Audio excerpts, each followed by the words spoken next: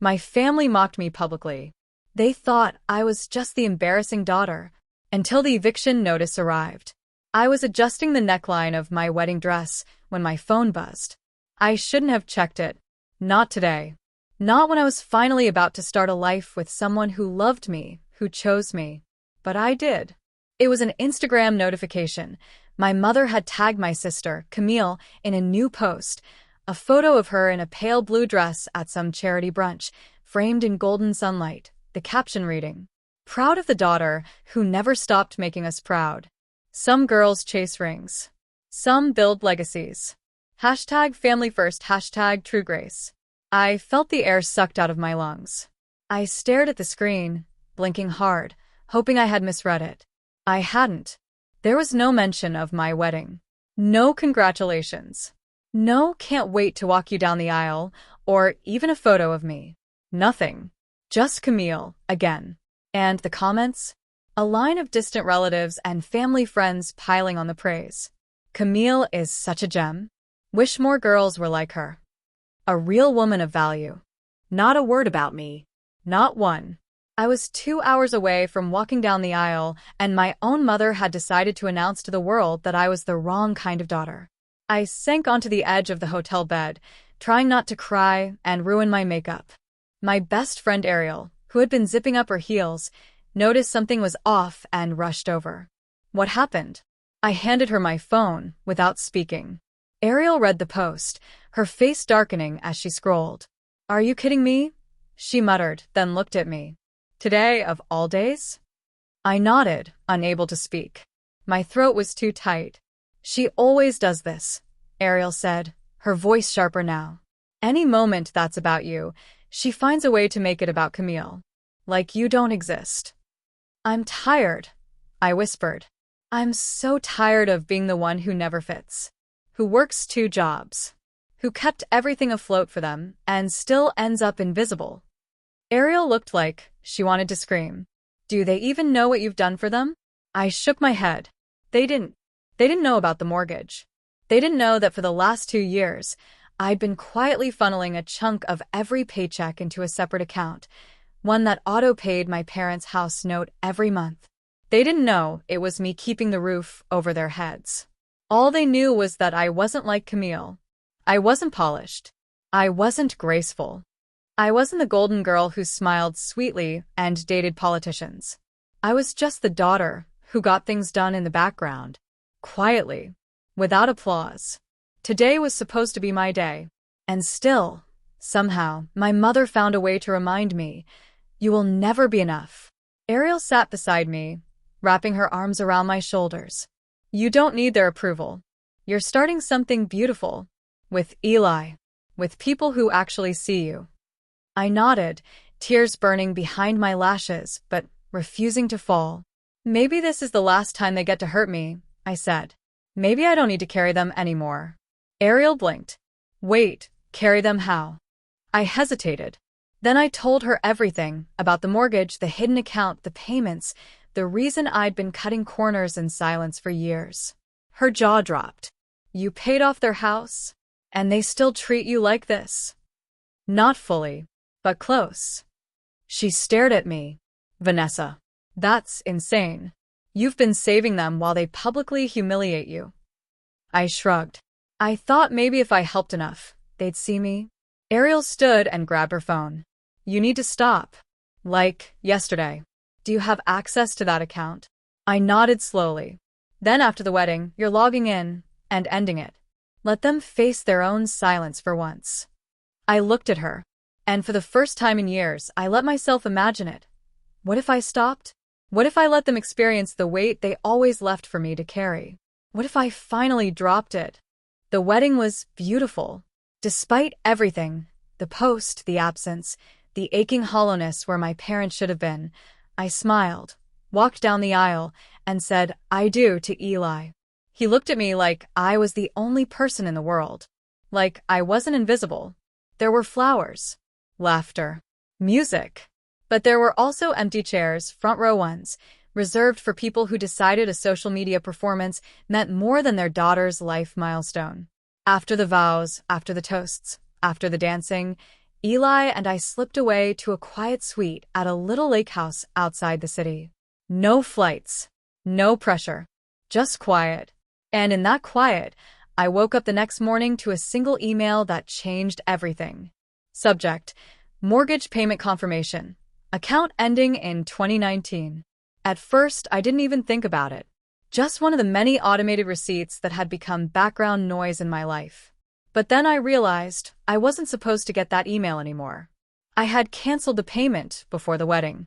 I remembered logging into the hidden account with shaking hands, hovering over the Stop Autopay button, then finally clicking it. It had felt freeing. So, why was I getting a confirmation? I sat up in bed, Eli still sleeping beside me, and opened the banking app. My heart thudded against my ribs as the screen loaded. There it was, $1, 254.36 withdrawn. From my account. I blinked, scrolled through the transaction history, and froze. It hadn't stopped.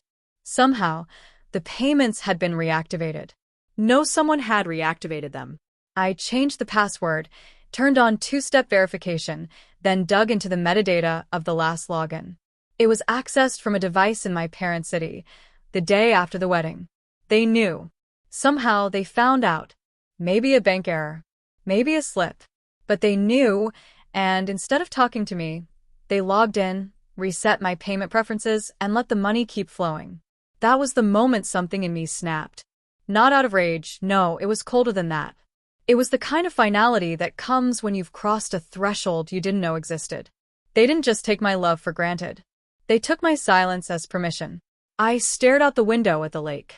Mist rolled low over the water, the world still asleep. Eli stirred beside me and reached out to touch my hand. "You okay?" he mumbled. I turned to him, eyes dry but burning. They restarted the mortgage payments. He sat up, instantly alert. "What? How?" "You canceled them." "I know." We stared at each other in the pale, morning light. I didn't cry. I didn't scream. I simply opened my notes app, typed out a sentence, and saved it as a new bank account description. Funding provided by the difficult daughter. It would show up on every statement, every notice. Every banker who touched the file would see it. And the next time the bank sent them a letter, they'd know exactly where the money had been coming from and that it had stopped. Eli looked over my shoulder. "Are you sure about this?" I nodded. "This is the last time they used my love as a line of credit." 3 days after I stopped the payments, the silence felt louder than ever. No calls. No texts. Not even a passive-aggressive emoji from my mother. I'd almost convinced myself they hadn't noticed. Until the envelope arrived. I didn't send it. The bank did. It was standard cream-colored paper, but the seal bore weight. First National Bank, Collections Division. I imagined the mail carrier handing it to my father at the door. He probably waved a polite thank you, unaware that he held a small bomb in his hand. Inside it read, in black, in different font, "Notice of default. Foreclosure proceedings initiated. Due to non-payment for 60 days, your account is in default. Total past due $3, 731.08. You have 30 days to remit payment or risk legal action." A number. A deadline. A threat. No emotion. Just facts. I waited. Still nothing from them.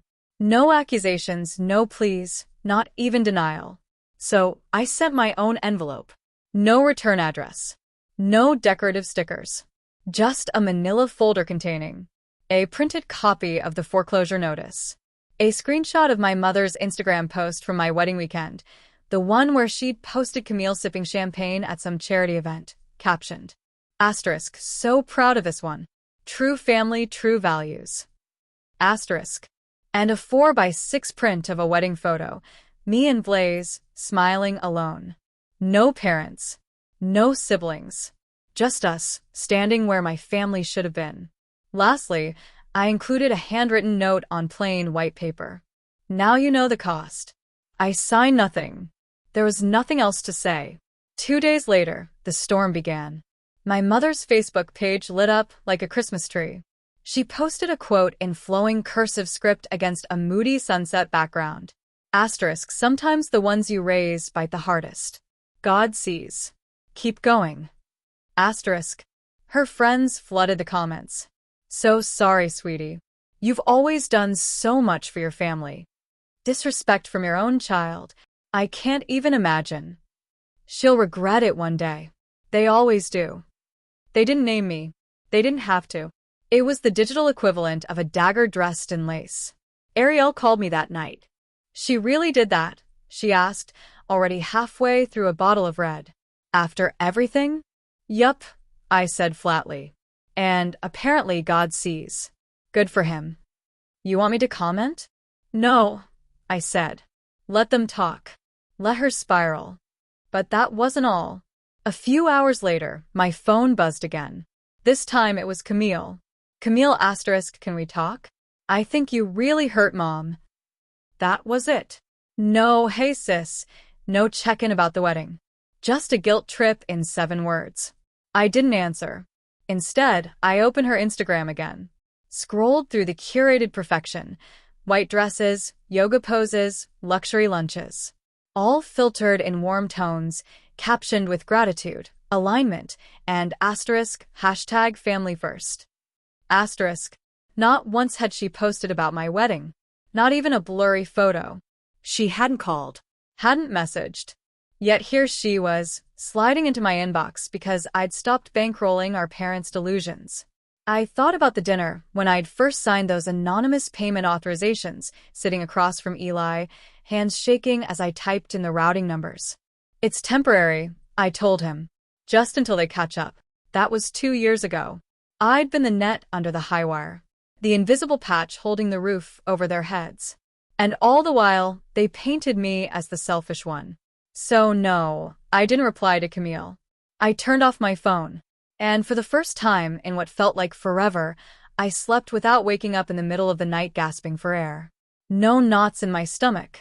No dread in my chest. But the silence wouldn't last. This wasn't over. Not even close. They were just warming up. I showed up to the so-called family meeting with no intention of defending myself. I wasn't here to plead or explain. I was here to expose. The living room smelled like old cinnamon candles and discomfort. My mother, Lorraine, sat rigidly on the edge of the couch, clutching her mug like it was a shield. Camille was perched beside her, eyes darting between her phone and the kitchen clock. My father, Glenn, leaned against the doorway with his arms crossed, projecting disappointment. And Logan, my golden boy brother, paced, restless and irritated, like he had somewhere better to be. I didn't greet anyone. I placed a thick folder on the coffee table, sat down, and took a deep breath. Well, I began. You wanted to talk. Let's. Logan spoke first. Why would you send Mom and Dad something like that? Foreclosure notices? Seriously? He made it sound like I'd sent a threat. Like I was some deranged outsider trying to take down a sweet little family. I scoffed. That wasn't a threat, I said. That was reality catching up with you. Camille folded her arms. You didn't have to humiliate them. Or me. I turned to her slowly. You mean like when Mom posted that photo of you at the fundraiser the day before my wedding? With the caption about how real daughters give back. Or how the entire extended family got an invite except me to Thanksgiving 2 years in a row. A silence fell. Even Glenn looked away. I opened the folder. Let's talk about humiliation. I pulled out copies of bank statements. This is proof of every mortgage payment I made over the last 3 years. Starting the month after Logan lost his job and you too, I looked at my parents. We're about to default. Lorraine's face turned pale. Vanessa, we didn't know. Didn't know? I snapped. You didn't care to know. You just let the money keep coming. Silent, easy, invisible. And all the while, I was the embarrassment. Logan stepped forward, his jaw clenched. You make it sound like you're some kind of martyr. No, I said, voice shaking. I'm someone who paid the bills while being treated like a failure. Camille looked genuinely shaken. You're saying you paid their mortgage? For years. I turned to her. Yes. Every single month. You and Logan never asked questions, never noticed. Too busy with your image and your influencer career and his fake startups. I thought Dad refinanced, Camille muttered. Dad did nothing, I said. They let me carry it. Because I didn't complain. Glenn finally spoke. That's not fair, Vanessa. We thought you wanted to help. No, you assumed I'd always help, I corrected. Without recognition, without boundaries, without respect. Lorraine finally looked up. You've always been so capable. We thought you didn't mind. I laughed bitterly. You mean I never cried about it, so you took advantage of that silence? Well, here I am, speaking. Camille's phone buzzed again. She didn't pick it up. You want to talk about image? I asked. You want to talk about who this family really is? I pulled out one last photo and placed it on the table. My wedding. A table of empty chairs reserved for family, my family, that never showed up. And next to it, a printed screenshot of my mother's Instagram post from that same day, celebrating Camille's latest charity gala. I spent half my savings to give you all a place to live. And you couldn't even bother to show up on the most important day of my life. No one said anything. The silence pressed down on the room like a weight. Lorraine's voice cracked. Why didn't you say anything sooner? Because I wanted to believe I mattered without having to buy my place in this family. Logan sat down heavily, for once speechless. Glenn's arms dropped from his chest. Lorraine wiped her eyes with the sleeve of her cardigan. Camille just stared at me like she was seeing me for the first time. I stood up. You can keep the house. I'm done paying for it. You have 30 days before the bank takes it. Vanessa, Lorraine stood. No, I cut in. You don't get to call me now. Not after years of silence, exclusion, and backhanded praise. I picked up the folder and left it on the table. Everything you need is in there, including copies of all the payments. It's all yours now. As I walked out, no one followed me. No one begged. No one apologized. But for the first time, I didn't need them to. 2 days passed. No calls. No texts. No apology. And honestly, that silence said more than any words could. I sat in my kitchen with a mug of tea, staring out at the early morning light hitting the trees outside. It was quiet, peaceful, but not entirely calm. Because beneath the stillness, there was a sharp, aching pulse of truth. My family had always valued the image of me more than the person I really was. Until I became inconvenient. Then on the third morning it came. An envelope. No return address. Just my name, written in a hurried, looping hand. Inside, a letter. From Camille. Vanessa. I didn't know. Asterisk, I swear to you, I had no idea what you were doing for them. I thought Dad had worked something out with the bank.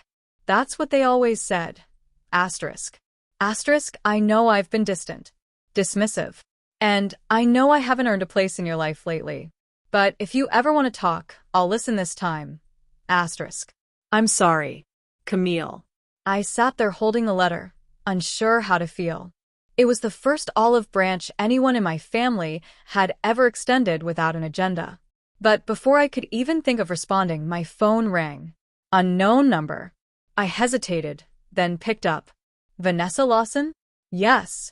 This is Derek Grant. I work in the loss mitigation department at First National Bank. I'm calling about the mortgage on 153 Willow Lane. I froze. That's not my house, I said flatly. It's listed under an account that was being automatically paid through a routing number connected to a Lawson family trust. The payments have stopped, and the property is now 60 days behind. The account holder on file is Glenn Lawson. I closed my eyes. Thanks for the update, I said, but I'm no longer affiliated with that trust. I hung up. So, they hadn't made a single payment since I stopped. And now the bank was coming. Just like I warned them. Good. That evening, I got a text from my mother. Asterisk, we need to talk. Urgent. Asterisk. I didn't answer. Then Logan called. Voicemail. Then another text from him. Asterisk. Why are you doing this? You're destroying your own family. Asterisk. I laughed out loud. My family? They had destroyed the very idea of it. I just stopped funding the illusion. I posted a photo that night, just one. A selfie of me, sitting in my kitchen, sipping tea, smiling. No caption. No tags. Within an hour, Camille liked it. Then Ariel. Then 3 distant cousins I hadn't heard from since high school. Then came the comments. Asterisk, you look peaceful. Asterisk. Asterisk, rooting for you. Asterisk. Asterisk, some people don't deserve what they had. Asterisk. And finally, a message from a name I didn't expect. Blair Reyes, my cousin. Estranged. Quiet. Always on the fringes at family parties. Asterisk Hey. Just wanted to say, I've been there too. You're not alone. If you ever want to talk, I'm here. Asterisk. That was the moment I realized something powerful. The silence my family had kept me in for years. It was being replaced by a different kind of silence. A free one. But not everyone was ready to let go. The next morning, I opened the door to find my father standing there. He looked tired, heavier somehow. The kind of weight that doesn't come from age, but from avoidance finally catching up to a man who's run from reality too long. Vanessa, he said, his voice rough. Can we talk? I didn't move. About what? I didn't know how bad things had gotten. I didn't realize you were doing all that. I crossed my arms. You didn't ask. He nodded. That's fair. We stood in silence. I'm not here to justify what we did, he said. But I want you to know we're going to lose the house. Your mother's in denial. Logan thinks you'll come around. But I don't expect you to fix it. He stopped himself. I wanted to say I'm sorry. Truly. That hit harder than I expected. But I didn't let it show. You should have said that years ago, I replied. I know. Then he handed me a small box. I opened it later, after he left. Inside was a photo. Me, at 8 years old, on his shoulders at a county fair. My face painted, holding a stuffed bear. Taped to the back was a note. Asterisk, I failed you more than once. But you carried us anyway. I'll never forget that. Dad. Asterisk. I didn't cry. Not then. But I left the box on the shelf next to my desk, a reminder that sometimes closure comes too late to fix the past. But it's enough to protect the future.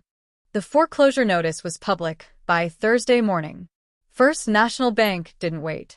A bright red sheet was pinned to the front door of the house I once called a home. The same home where I learned to ride a bike, where I cried over my first breakup, where I patched Logan's jeans while Mom pretended not to notice he'd skipped school again. Now it was just another property up for auction. And people noticed, especially our neighbors. By Friday afternoon, my phone lit up with dozens of screenshots, not from my family but from classmates, old coworkers, even a woman I barely knew from high school who now lived 2 streets over. They'd all seen it. Someone had uploaded a photo of the foreclosure sign to a local Facebook group with a caption. Didn't their daughter just get married in a designer gown? Guess she forgot to pay for the roof. The comment section was brutal. Karma. They always acted like they were better than everyone. Looks like their favorite daughter couldn't bail them out this time. Maybe she finally stopped being their doormat. At 7:13 p.m., I got a text from my mother. Asterisk, you've humiliated us. Asterisk. That was it. No, hello. No, how are you? Just blame. I stared at the screen for a long time. Then typed back. Asterisk. I didn't humiliate you. I just stopped covering for you. Asterisk. And hit send. That night, Ariel showed up with a bottle of wine and 2 bags of takeout. Your mom's losing it online, she said, dropping onto my couch. She just posted a Bible verse and then deleted it 5 minutes later. I think it had something to do with betrayal. I raised an eyebrow. Classic. We ate in silence for a while, then Ariel said quietly, You okay? I hesitated. I thought I'd feel triumphant, I admitted. But mostly I feel like I buried something I kept alive for too long. Ariel nodded. Sometimes peace feels empty at first. But it's still peace. 2 days later, Camille called. I let it go to voicemail. Then she tried again. And again. I finally answered on the 3rd ring. Her voice was soft. Hesitant. Hey. I saw everything online. I needed to say this directly. You didn't deserve any of it. The silence. The blame. The weight. I didn't speak. I know I should have stood up for you years ago. And I'm not trying to make it about me. But you were right. About all of it. That cracked something open inside me. Not fully, not forgiveness, but a crack was more than I thought I'd give. I'm glad you see it now, I said. But I'm not the same person anymore. I can't go back. I'm not asking you to, she replied. Just maybe forward. In your own way. We ended the call on an uneasy truce. The next day, I received a package. Inside, a letter. Handwritten. From my mother. Vanessa. I never asked you for your help because I didn't want to admit we needed it. But I let my pride turn into entitlement. You deserved better. You deserved a mother who saw you, not just used you. I don't expect forgiveness. But I hope one day, when you think of us, it won't all be bitter. Mom. There was no return address. But I didn't need one. The weight of her words was enough. That evening, I sat in my living room, the lights low, the window cracked just enough to let in the sound of wind brushing the trees. And I wrote. Not an email, not a journal entry, a letter. To myself. You did the hard thing. You walked away from people who expected your silence to be permanent. You reclaimed your voice. And now you get to use it for yourself. It was then I realized. This wasn't the end of the story. It was just the first chapter one wrote entirely on my own terms. And for once, I didn't need anyone's permission. The day the house went up for public auction, I didn't check the listing. I didn't track the bidders. Didn't watch the live stream. Didn't drive by the property. Didn't even flinch when Ariel texted, it's officially sold. Because I wasn't losing anything anymore. I had already let it go. 3 weeks earlier, I would have been shaking. Now I sat on my small balcony, coffee in one hand, pen in the other, sketching out a plan for the LLC I'd started under my name, the same LLC that once bought my parents' mortgage in silence. Now it was mine in broad daylight, and I intended to build more than paperwork with it.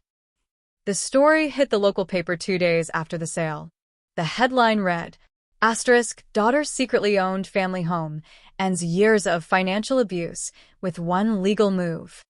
The journalist, someone I vaguely remembered from college, reached out for an interview.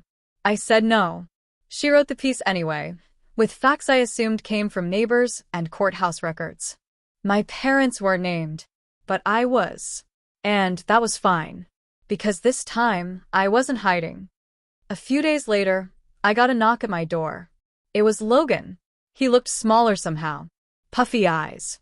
Wrinkled t-shirt. No trace of the smirk he wore when he called me crazy for suspecting the truth. Can I come in? He asked. I didn't answer. I just stepped aside. He walked to the kitchen table, sat down, and stared at the mug rack like it held answers to his life. I didn't know, he said, about the payments. Or the house. I swear. I believe you, I replied, pouring myself water. But you didn't ask either. He looked up. I just assumed you were okay. You always seemed okay.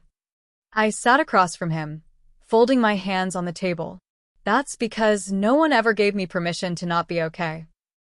He reached into his backpack and pulled out a small envelope. Dad wanted me to give you this. I hesitated before opening it. Inside, a photo of our family from years ago. Logan had drawn a circle around my face in red ink. Beside it, scribbled words. You carried us. We failed you. For a man who rarely spoke more than 3 sentences at dinner, it felt like an entire confession. Later that night, I packed the last of the donation boxes. Clothes I no longer wore. Books I'd outgrown. Remnants of a girl who once thought silence was a survival skill. At the very bottom of one box, I found the final bank statement from the mortgage. $0.00. Paid in full. I folded it, placed it in a clear sleeve, and pinned it to the corkboard above my desk. Not to brag. To remember. A week later, I received a message request on Facebook. Camille, *K. I know things are different now, but if you're open to it, I'd love to grab coffee sometime. No expectations. Just a sister-to-sister check-in. Let me know. *. I stared at the message for a long time. I didn't reply. Not yet. But I didn't delete it either. Because unlike everything else they took from me, this time I had the choice. On a rainy Tuesday morning, I walked into the office of my new accountant. Ariel came with me, mostly for moral support, but also because she'd helped me draft my pitch deck the week before. The accountant looked at the paperwork and raised an eyebrow. "You're forming a fund?" he asked. "Not exactly," I said, smiling. "I'm starting something that looks like a charity. But it's really about reclamation, financial literacy, legal empowerment, quiet justice for women like me." He blinked. Ariel grinned. "She's not playing around." And we weren't. Because my story wasn't just mine anymore. It was a blueprint. That evening, I took a walk down Maple Street, past the mailbox I used to check for overdraft notices, past the corner store where Mom used to gossip with the cashier, past the house. The new owners were moving in, a couple, maybe early 30s, with a baby on one hip and a plant in the other. I didn't stop, but I did smile, not because I was happy it was theirs, but because it wasn't mine anymore. And for the first time in my life, that felt like winning.